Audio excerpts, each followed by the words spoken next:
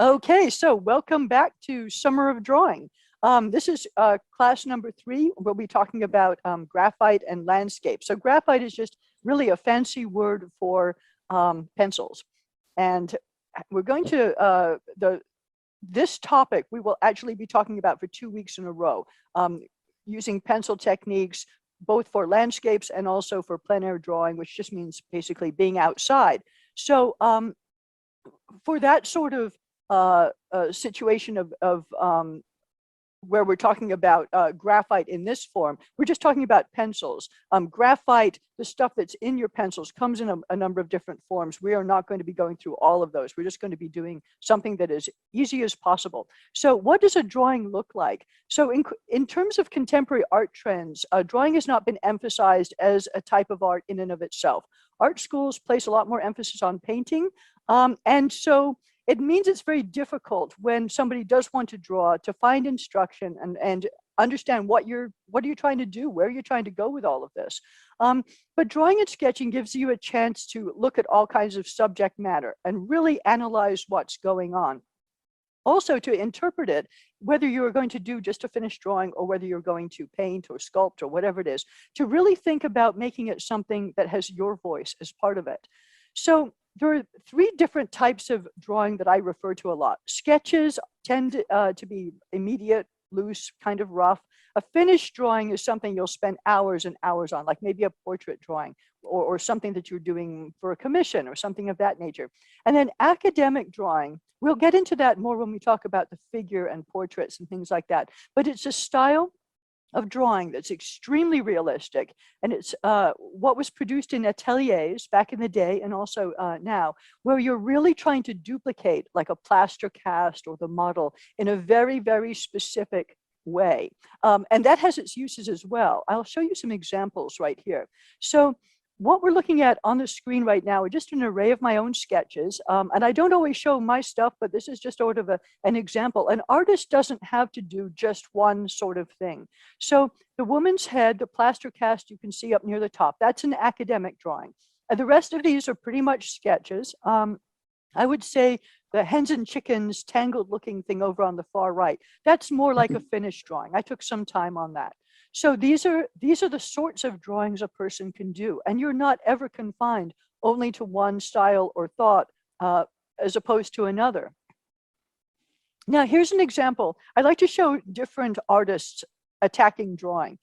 These are all done by the same artist. And these styles are very different. Some are in pen and ink, some are in pencil. You can see the line work, this, that, and the other. You may not know who this artist is, but this next page will probably clue you in. So this is Pablo Picasso. All of those drawings were done by him. And you can see at this point in his drawing career, some of these are preparatory for paintings. Others, like the one on the left, that was just a finished drawing as far as he was concerned. But style is really up to you. Don't feel that you have to be confined to doing anything one way or the other. So this week I want to show you a couple of artists, and we're going to be trying some sketching where it is a lot looser. And next week when we talk about, and we're also going to be talking about more far off landscapes like fields, mountains, things like that. Next week we'll be dealing more with trees and also with much more detailed and more abstract ways of approaching drawing. So useful drawing supplies for landscapes and plein air sketching definitely include having a few pencils on hand. You might want a pencil sharpener or a pen knife, although if I'm going to go out and sketch, I often just pre-sharpen a bunch before I go. And then whatever they are is what they are. Sketchbook or paper and some kind of eraser. I also like kneaded rubber erasers or white erasers that don't make little crumbs all over my page. Sometimes I'll take a charcoal pencil or a pencil that's very soft so I can get some really good darks. And sometimes I won't worry about any of that stuff, and I'll just carry a fine black marker or a gel ink pen with me. So sketching is whatever you want it to be. So Elizabeth Whelan says, observation and practice are the key to mastery. And I told you that I would be repeating this throughout the summer, but it's really true.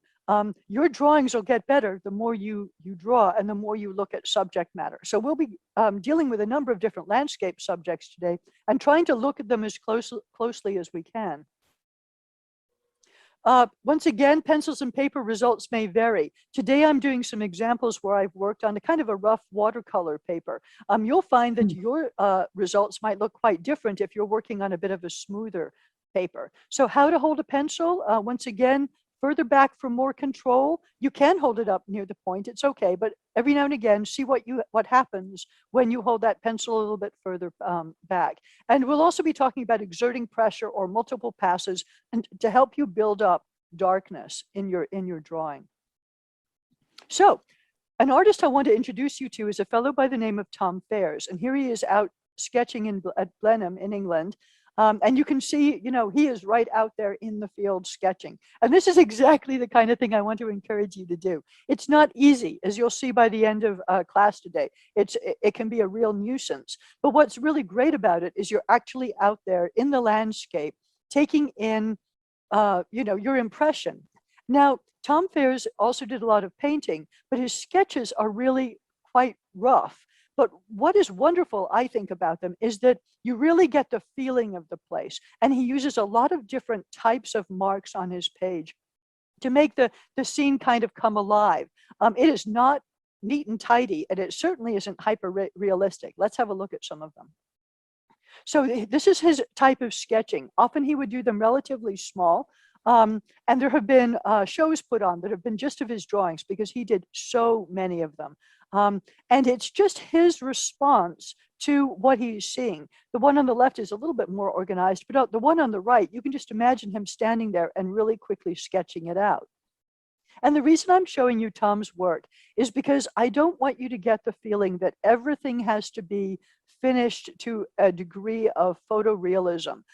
What I'm very interested in is you developing your own style in reaction to what you see.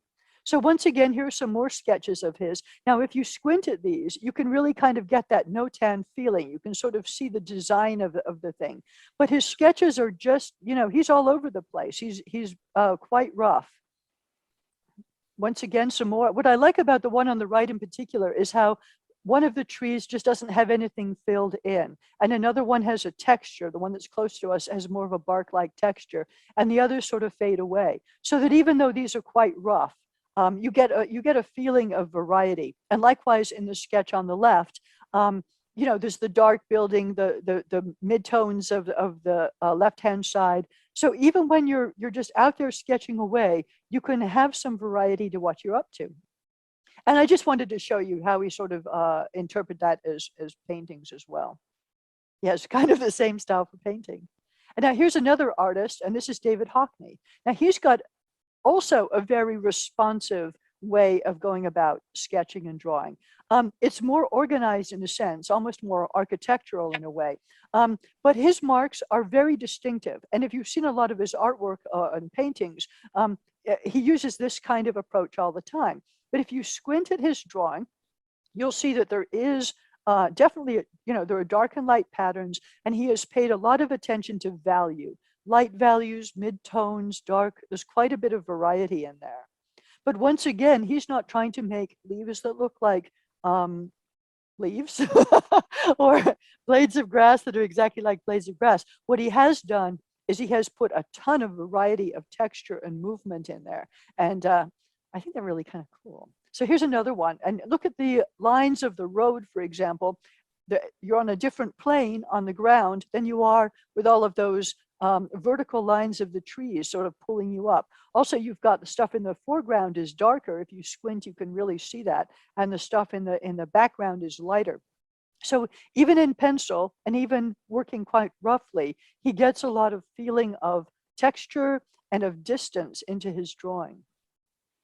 And once again, here are lots of varieties of little lines, little movements, this, that, and the other. Well, next week, we'll be doing some up close stuff with plants where you get to try a little bit of this sort of thing, either in this kind of style or in a much, much more realistic way, whichever you like. But I just thought this was interesting how Hockney approaches this kind of very detailed and confusing sort of image.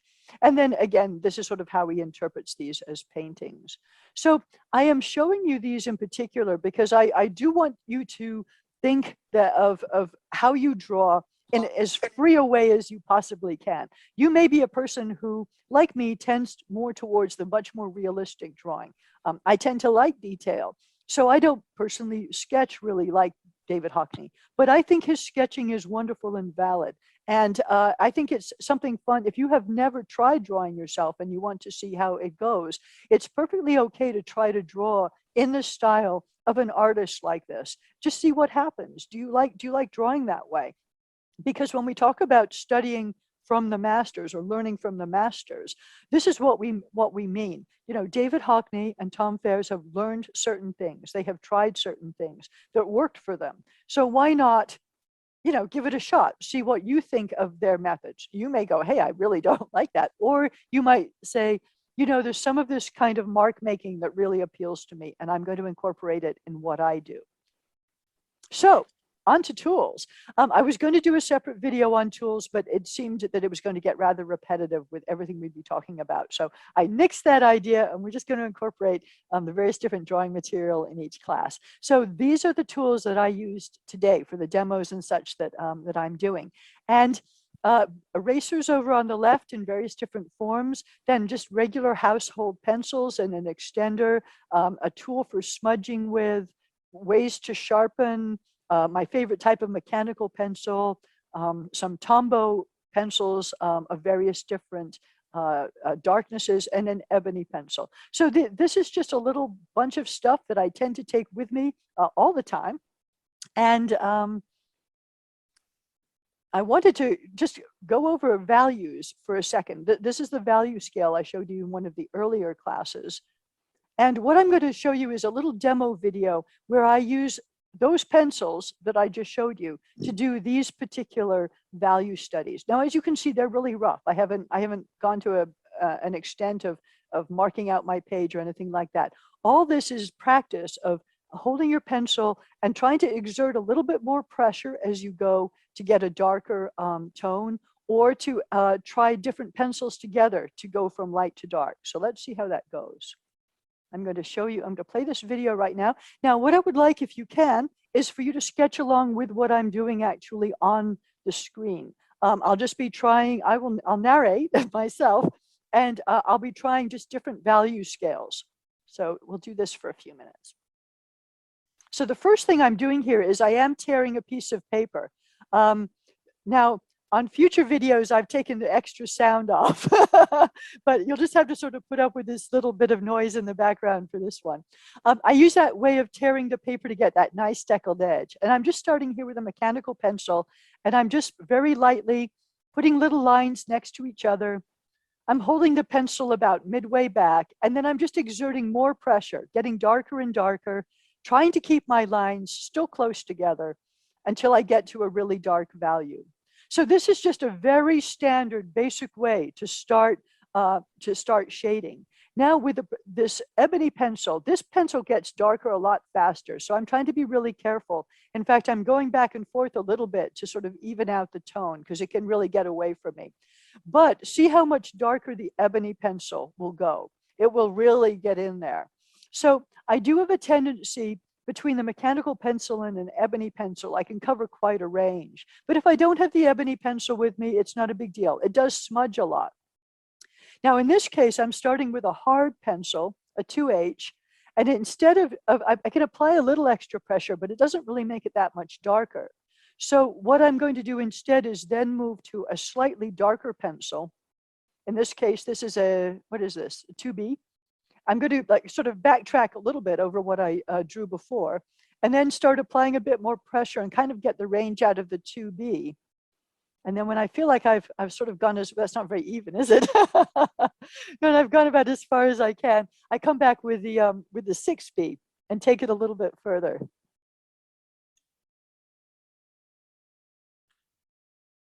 So, you know, I've been doing this sort of thing for a while, so it's pretty easy for me to know how much pressure to exert. You know, don't beat yourself up if you're having any sort of trouble with this.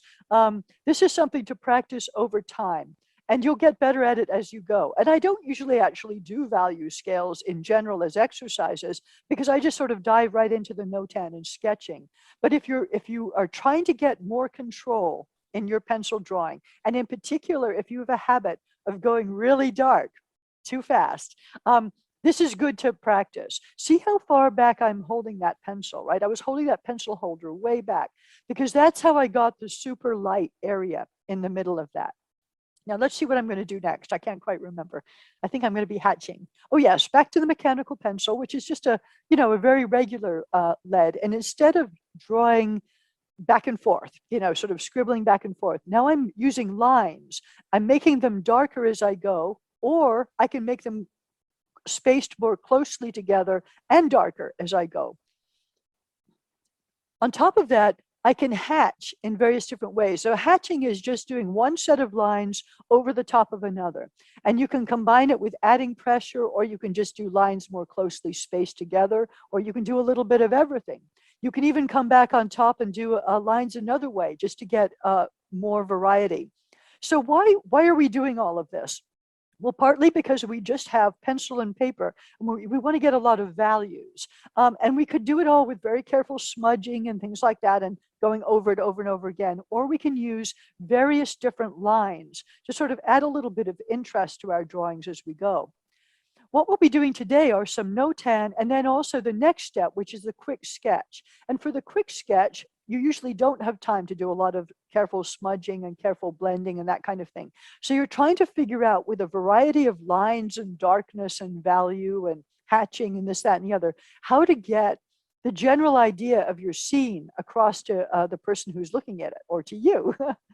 So in this case, I was just sort of, I was using little combinations of shapes, maybe something grass-like. Then what was I up to over here? Oh yes, I'm just with regular lines, just back and forth, just changing the pressure. So a line itself can go from light to dark. And then I just drew a little leaf-like object. And one of the things I wanted to show you with this was just that, drawing is not a one-way street. You don't just get on there and you start driving and then you get to your destination and boom, you've got a drawing. You have to go back into it. And every now and again, go, did that work? Do I need to smooth that out? Do I need to erase something? And don't feel afraid ever to do some erasing. That's what those things are for. They're to be used. And it's better to erase something that didn't work, try it again, and learn something than otherwise. Okay, that's the end of that video and of our value scale for the moment. So whoops.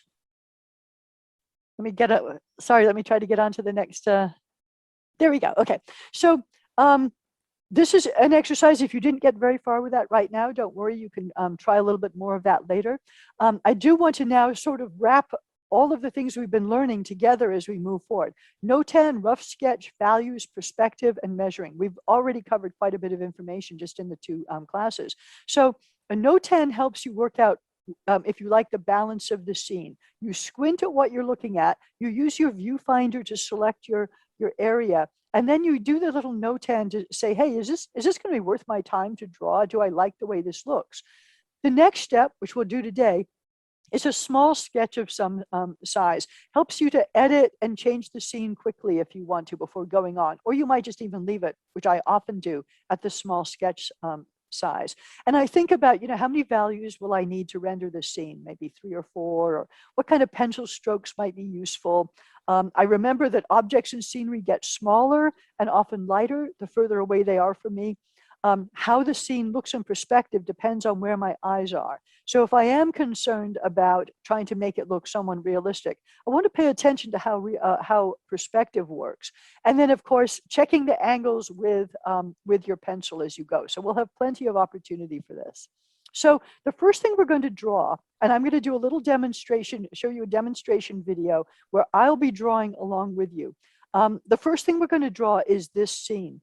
I selected it because if you squint at this is pretty nice and simple. There are only maybe 3 or 4 values at the most. And from a notan point of view, I selected the dark green of the hills and the brown of the trenches as being kind of my dark areas. And look at that perspective, right? That's really easy to see. Hard to miss that perspective and those perspective lines sending us off into the distance. So what I'm going to do now is I'm going to play a video. You'll see this image in one corner, and you'll see my finished drawing in the other corner, and you'll see me do the notan and then get started on the sketch. We'll draw for about 5 minutes, so we won't get very far. It took me 17 minutes to do the whole sketch, and we won't have 17 minutes. So just go as far as you can, knowing that you'll be able to continue later.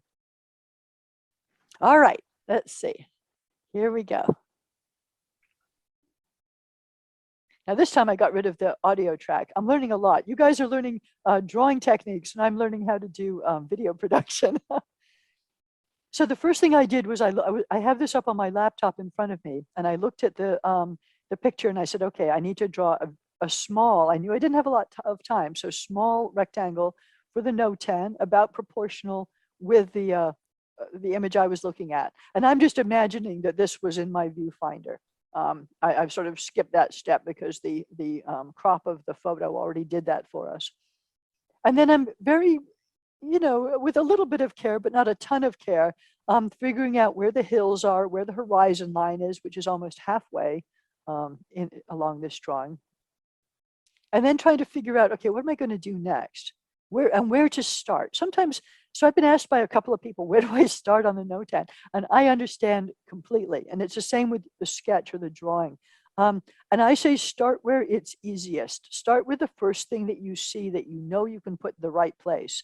So for me, like when I just started the hills in the background, it was easiest for me to put that horizon line down first. I'm like, okay, here's one thing I know, right? And then I was like, okay, I've done that so that I can figure out the hills from that.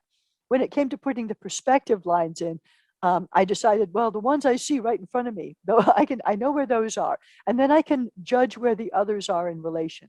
Now, if I was doing this as a larger sketch, and maybe if those perspective lines weren't so obvious, I would definitely be holding up my pencil and double checking. Now, Elizabeth, have done a lot of this, and so I can kind of eyeball it. But if you're not sure, if your perspective lines don't seem to be coming out right, hold that pencil up, maybe close one eye, get that angle right, and then without moving your pencil, go back over to your page and see where that line should be in case you need to make a correction. So now I'm continuing to my little drawing. I've just drawn a slightly larger, about a 3x5 rectangle. And once again, I'm kind of following the same procedure. I'm going for that easy first line I saw with the horizon. Now I'm being a little more careful with the hills, and I'm also kind of sort of editing as I go. I mean, I don't feel the need to copy this photo exactly and to put every lump of the hill where every lump of the hill is in the photograph. I could, and I could spend a lot of time, making it look just like that, but that's not fun to me. And to me, drawing is fun. I want to get onto the part where the whole scene starts to come together. So I'm going to get these very first light lines down the best I can, with the idea that I'm going to come back and start working out like where exactly these values are going to go once I understand how the objects are placed. Now you saw that I kind of started right there. I had like almost a little dot that I put on the horizon line, and I'm not making all the lines go exactly to that, but it is giving me, I kind of identified by looking at the photo where that vanishing point was, even though it's really actually back behind that row of trees, to give me something to aim at as I draw these lines in.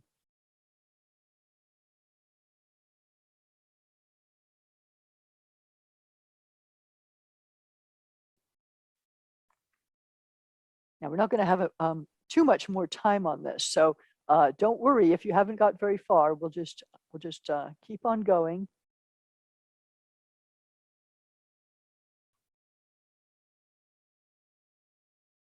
And I do have a little time for you after my part of the video finishes. We'll show that big picture again, and you can continue to sketch for a few more minutes.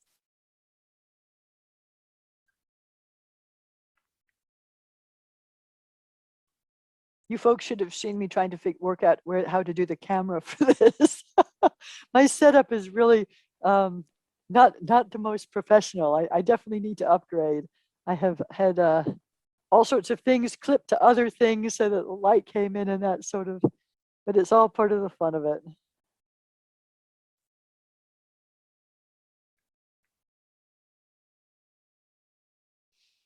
So I decided for the sketching part that I would start with that line of trees. I thought that gave me, something to go from. But I don't usually manage to either, I'm not really going for the final value right away. I'm just sort of starting to work some darks in. And what I try to do is not go too dark too quickly. I would rather end up with something that has a lot of midtones in, and then I could either darken things as I want to or lighten them, rather than going too quickly to the part where I've got everything super dark, and then it's hard to work myself self backwards.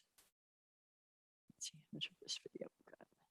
Just a few more minutes, so you can sort of see how I'm going in from here, and I'll show you the finished picture again in a minute. Okay. Oops. All right, so here is that image again. If you want to keep sketching for just a few more minutes, about 3 more minutes, just to get a little bit further on this drawing. And I'm going to mute myself while you do that.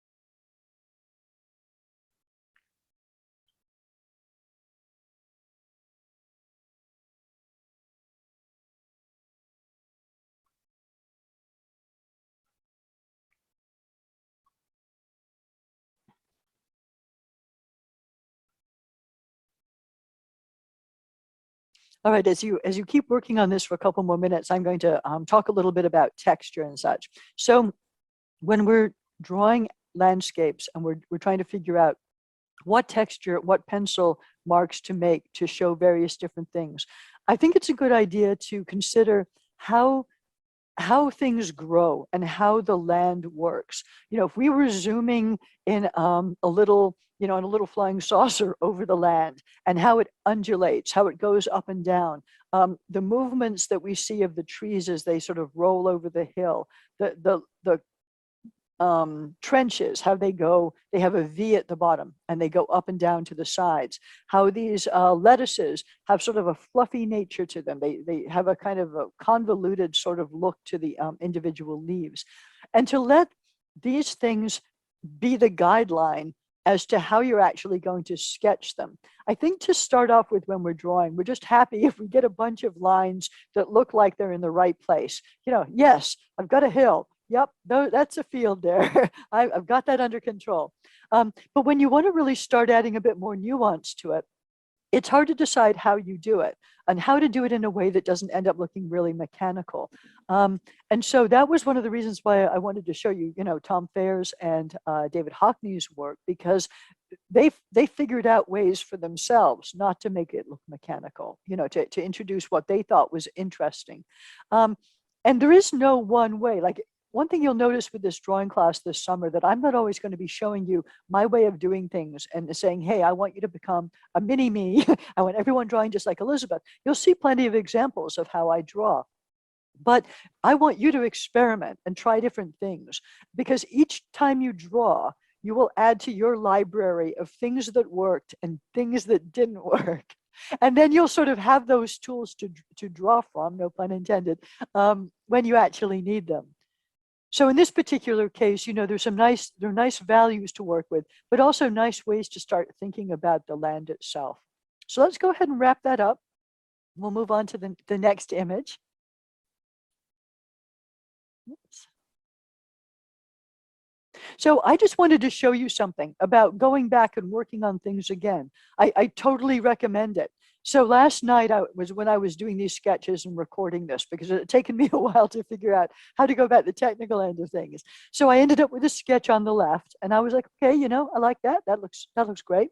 And then when I got up this morning, I said, it doesn't really have the punch of that notan. I had really wanted something a little bit more dynamic, a little more design oriented. And so I just darkened things. I just went in with one of the pencils. I was a little careful. I didn't go too far. But I liked it so much better this way. I thought that was kind of, much more interesting. So there's nothing static about what you do. In fact, those clouds, I probably did like 4 or 5 times, erasing what I had and trying them again. They kept getting too dark. It kept looking like there was a thunderstorm up there, and I hadn't really wanted that. So, rework, use your eraser, try things again. But this process of going from the little notan to the small sketch, you're really getting yourself away from the photograph now, and you're starting to think about what you like and what you think is happening out there in the scene. So I would like you right now, for the next 5 minutes or so, go ahead and do a little notan of this scene by yourself without me. I won't be demonstrating, and then start the basic lines of a small sketch, just sort of like we did on the last process. So start with that tiny little, maybe 1 inch by 2 inch rectangle, squint and look at this thing.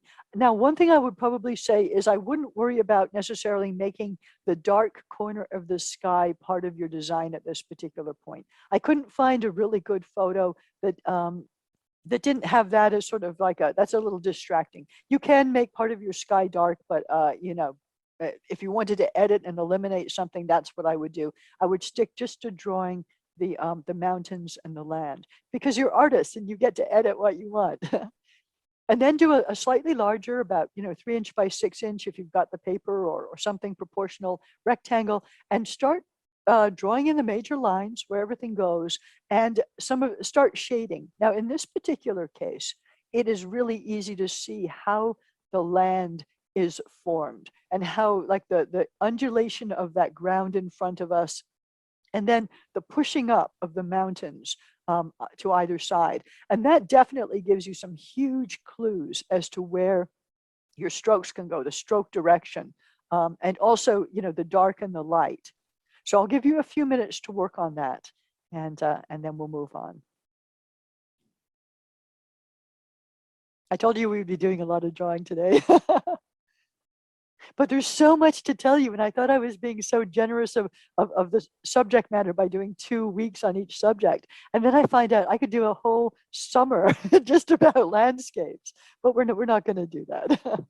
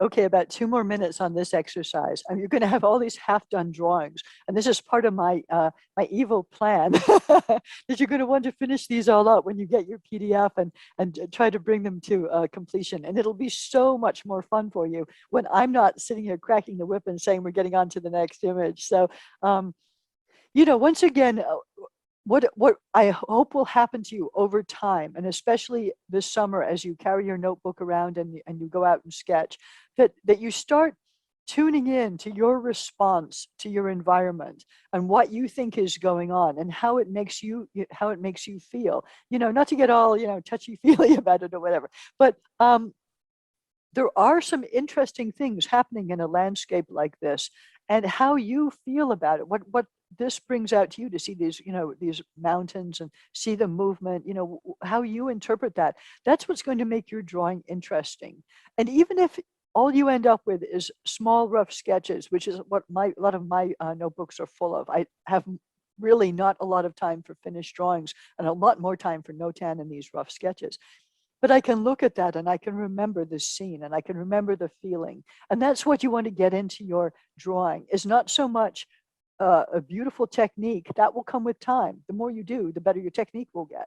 But what you do want to get is your response to what you're looking at.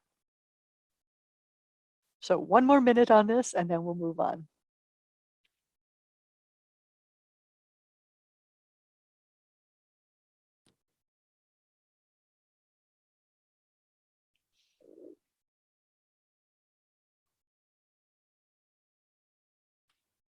All right, the next subject matter is a lot closer to home. We are going to go to Chappaquiddick, and we are going to do some drawing at the Dyke Bridge on Chappaquiddick, which some of you may have heard of before. So let's go ahead and wrap this drawing up and move on. So Chappaquiddick Island is where my studio is. It's where I live. I'm sort of in the vicinity of where it says Lawrence Cottage on this map on the right. And where we're going is to the Dyke Bridge. So the Dyke Bridge is, you probably have heard about from a historical point of view.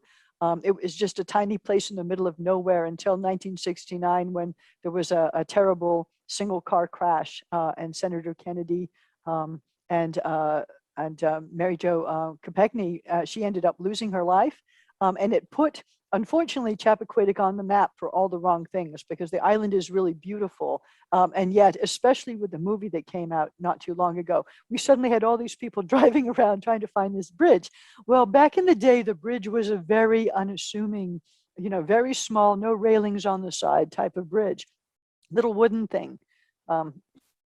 You can see it right here. These are from some pictures in the 1950s. You can see how it'd be easy to drive off at nighttime too. But after this accident happened, well, first you had the tourists who came and wanted to take home little pieces of the wood, so they had to close down the bridge for a while, and then they built a new and much sturdier bridge. And so I'm a recent resident of Chappaquiddick, and the memories for me are not to do with this historical period, but are to do with the changing landscape. And when I think of the Dyke Bridge, I think of this, which is the modern version. So over on the right is the main part of Chappie. You go over the bridge heading towards the left. There's a little guardhouse for the naturalists, and then the beach goes to the right and to the left. People live up near the top of the beach, and so they ride over the beach or on the beach roads to get there. And also, some people do go riding on the beach in trucks and stuff in the summer. We have plovers. It's a pretty isolated place. But I decided, okay, I was going to go out and do some sketching here. So I hopped in my car, and I've got my tripod and my camera, so I can record this for you guys. And I've got my sketchbook and this, that, and the other. So I get there, and the first thing I find out is I have forgotten the little shoe for the camera that attaches it to the tripod. I forgot my viewfinder, and it's blowing. I mean, the wind is blowing. So you'll see this in a minute. So here we are. I'm down in that parking lot, basically, looking at Dyke Bridge from the water. And I wanted to draw this scene because I liked the light and dark, and I thought I could do something with it, as you'll see in a minute. But I didn't have a viewfinder, so what was I going to do? I ended up tearing a piece of paper out of my notebook and sort of ripping a little square in it. The wind is blowing. I've taken my camera and I've attached it to the tripod with the strap, because darn it, we were going to do this. I wasn't going to fail you by not coming back with a notan. And so I'm out there, and I'm at this point I've got the camera playing. I'm walking around and trying to find where's a good scene. There's a little bit of camera shake going on because the wind is whipping, and you can see how cars drive back and forth here. So I'm in here somewhere. I guess I could have edited some of this bit out. Up here I am. So I have been walking back and forth along the beach trying to figure out what's going on. I am now holding up this piece of paper in like 16-mile-an-hour winds, trying to look through it and get an idea of where my sketch is going to be. This is not ideal. In fact, I came home after this and I made something far more durable. And in fact, I made 3 of them. I made sure there was one in my car, but I was not going to fail. So then I found a view I actually did like. I said, okay, there's something I can do over here, and I'll show you what it is. What I'm going to do is I'll be sketching a notan. You'll be seeing the picture of the notan as I draw, so you'll be able to draw along and you'll be able to see what I'm up to. So in this sort of situation, getting as far as a notan is really doing quite well because the paper's blowing around, you know, my hair is blowing around, the whole thing. So I'll get started, and at some point, there we go. So that's what I'm looking at. I decided I liked this angle, and I liked those rocks, and I liked the way the shadows formed and how there was some darkness to the water in front. So if you would go ahead and do, just in the time that I'm sketching, go ahead and draw a little notan yourself. But you can see how, you know, when you're out in the field, as they say, and you're trying to draw, you know, it's not easy. Things are going wrong. But if you persevere and take the time to do, even if nothing else, a little notan sketch, then when you get home and you've got a photograph, you can sort of put the two together and go to your rough sketch stage from that. Because in your head, you'll have spent those moments looking at your subject matter and figuring out what you liked, what you thought was interesting. Now, to me, what's interesting are these shadows. When I go to do a rough sketch, I won't be sitting there and counting every single upright in the scene. I'll be trying to just sort of get an idea of the dark and light. And also, in my own drawing, if I take it to the next stage, what I'll do is I'll probably play up the rocks that are at the front and have those be a bit more prominent to add a little bit of interest. So this is the business about editing and deciding what you want to actually have happen in a scene. Even something that's relatively innocuous like this, like a small wooden bridge, you can look at it and go, hey, what design elements can I move around? I'm not tied into being to doing a photographic representation of this bridge, but I can do just this little sketch here that gives me the right idea about how to go forward. Well, I decided while I was standing out here in the wind, I'd have a look around up this little inlet, and boom, hey, there's an osprey nest. That's kind of neat. So maybe I will do another design based on that. So I pull out my handy dandy, not very good viewfinder that is whipping around in the wind, and I try to figure out how to crop this large scene that has a lot of stuff in it that isn't all that interesting and get it down to that kind of cool looking little bit of water going behind the osprey nest and having that work out as something somewhat useful. So I've pre-drawn my, before I got out of the car, I did pre-draw a number of these little rectangles in my book just to help out. So I'm showing you the photo of what I'm looking at just because I'm blocking it with my sketchbook. So if you'd like to do a little notan now, just of this particular scene. Now you're probably realizing at this point that I am beating this notan thing into your head. And that is absolutely right, because it really is the starting point. In particular, we live such busy lives. We often don't even have 15 or 17 or 20 minutes to sit down and do a little sketch somewhere. Often we're racing around, or we might be someplace where time is just of the essence. You know, if you're on an interesting trip somewhere, you got off a tour bus, you only have a few moments. You just want to capture something that you'd like to do something with later. So my notebooks are full of this kind of thing. There are ideas that maybe 5 years from now, I'll find this reference material again and do a painting or do a sketch or something from them. But having taken the time to do this scene is now in my head. And I can start to think about what I do and don't like about it. And we'll talk about that in a minute. Now, in this particular case, I liked the dark water, and I decided to really, so this is a notan that's heading to a sketch.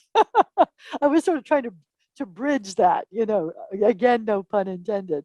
But I decided, whoa, this dark water is really interesting. That happens at certain times of the year, certain ways the sky looks.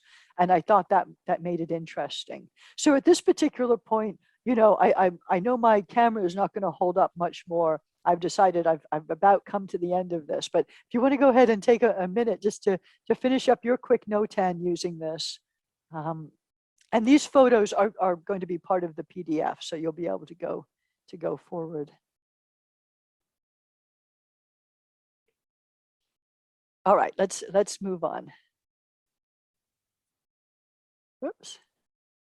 So this is that picture, you know, I included this larger one if anyone does want to sketch from it. It's also interesting, you could take this same photograph and you could just do a small subsection of it. For example, now that I look at it, I go, you know what, I like the business of how the light comes under the bridge.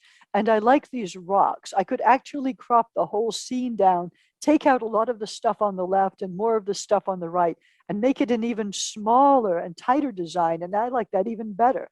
So when you're doing your sketches yourself this next week, you might want to come back to this and go, you know, yeah, how could I improve upon that first idea that Elizabeth had? Because that's how I do it. You know, I'll take my stuff home and I'll look at it and go, you know, what else can I do with this? So, and likewise, you know, here's that osprey nest zoomed closer in. And one thing I might do if I were to draw this, either from a notan as a notan, or when I move into the sketch, depending on, you know, how much you want to sort of hold your own hand as you go through this process, I would probably add more bushes over there on the right hand side on that far shore, and maybe a little darker just to sort of jazz that up a bit. Likewise, I could move some of the dark trees into the frame, and just add a little more balance on that right hand side. So editing is such an important part of what we do as drawing.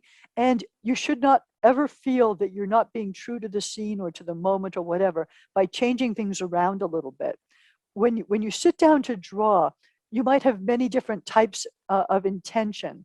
One might be to do a very accurate rendering. Another might be to capture the essence of what it is that you're looking at. By the way, I just want to let you know, if you're asking questions in chat, I will definitely answer them either after we stop screen sharing, or if I don't do it during the class, in a follow-up email. I forgot to mention that earlier. Sometimes as I'm talking, I just don't have time to read through that, through the information.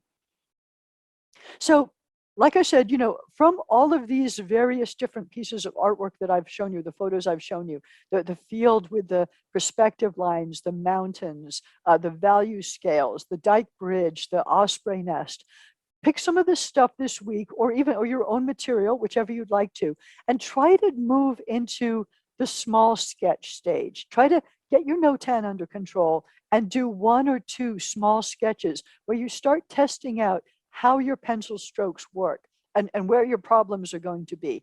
And what we'll do next week is we'll talk about more ways to draw, more ways to render these sorts of scenes, and how to deal with the detail. And when you get into having to edit, like how do you know it's going to work?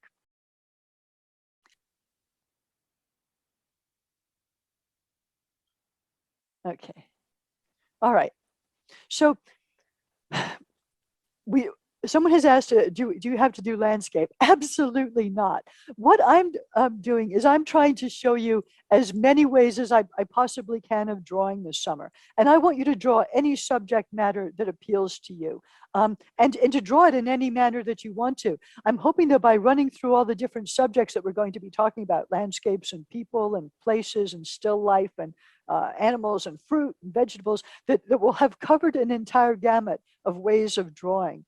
But if that's not what you want to draw this week, if you don't want to draw landscapes, feel free to try something else. That's absolutely fine. So most important is to get out there and draw. When I drove down to the dike bridge and I found out I didn't have all the supplies that I needed, the very first thing I wanted to do was go home. I wanted to get in my car and say, you know what, I'm going to come back another day. I'll come back with my viewfinder. I'll come back with, you know, some clips from my book. I'll come back with the little thing that actually holds the camera onto the tripod rather than trying to string it on. But hey, I was there, right? And so I persevered, and I got the sketches done. And I felt pretty proud of myself driving away. Now, I will tell you that for the demos I did for next week, which I did on the same day. I did drive home, get the viewfinder, get the little bottom for the camera, and finish up that way. So there's no doubt it does help to have a little kit ready to go. I usually do that anyway for painting and such. And now I've added those items in a viewfinder and such for drawing as well, because it's always nice if you can lower the barrier to entry, as they say, make it as easy as you on yourself as you can, that when you're going out the door, that you've got your drawing items with you. So, in my bag, in my backpack, I have little notebooks. I have a couple of pencils, mechanical pencil, ebony pencil, and a kneaded rubber eraser, because I can do most of the things I want to with those. But that way I don't have an excuse when I'm sitting in line to get on the Chappie Ferry to come back over and go home. Rather than scrolling through Twitter, I can do this. So thank you so much, everyone. Thank you so much for being here today.